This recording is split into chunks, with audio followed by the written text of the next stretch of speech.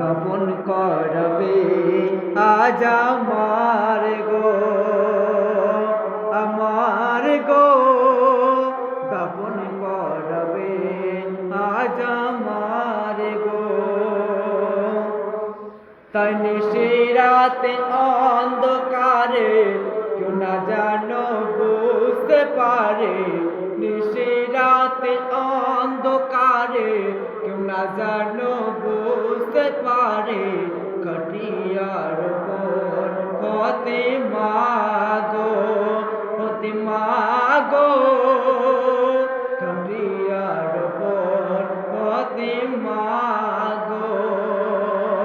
শোনো শোনো স্বামী শোনো, দেরি আর করো না গো, দফন করবে আজ আমার গো, আমার গো দফন করবে আজ আমার গো।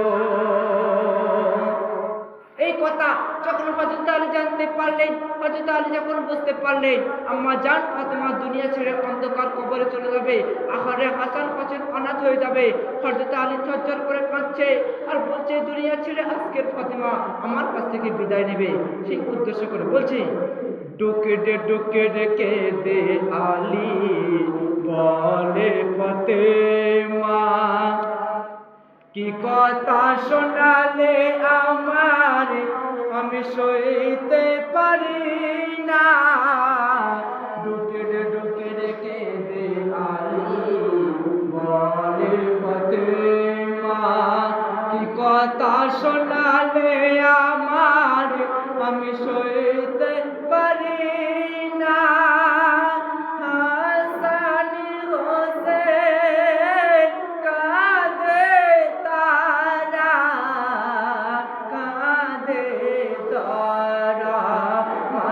জননী মা আমাদের দুনিয়া ছেড়ে মা গো চলে যাবে আমারে মা গো,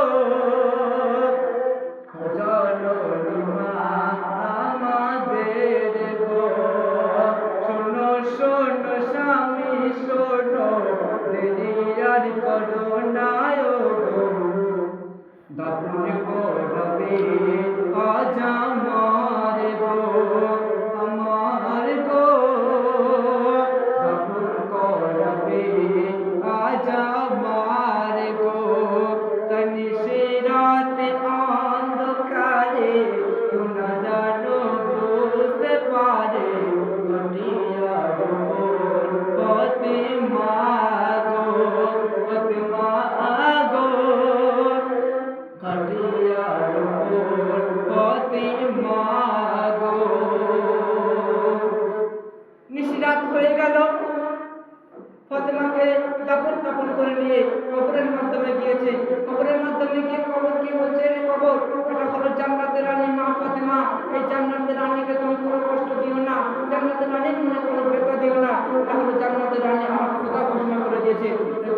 শুনে ওরে কবরে রাখিস কবরে কথা কি জানিস না, জান্নাতের রানী মা ফাতেমা খোদা করে ঘোষণা। ওরে কবরে রাখিস খবরে কথা কি জানিস না, জান্নাতের রানী মা ফাতেমা খোদা করে ঘোষণা।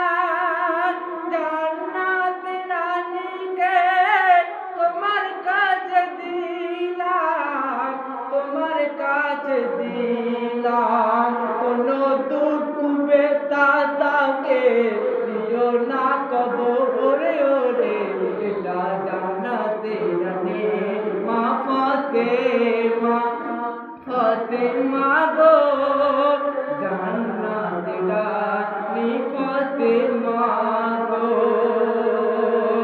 ওই সময় কবর বলছে, আমি কবর কাউকে ছাড়ি না, দুনিয়ার বুকে আমার কাছে যারা আসে আর ফেরে না রে, আমি কব দুনিয়া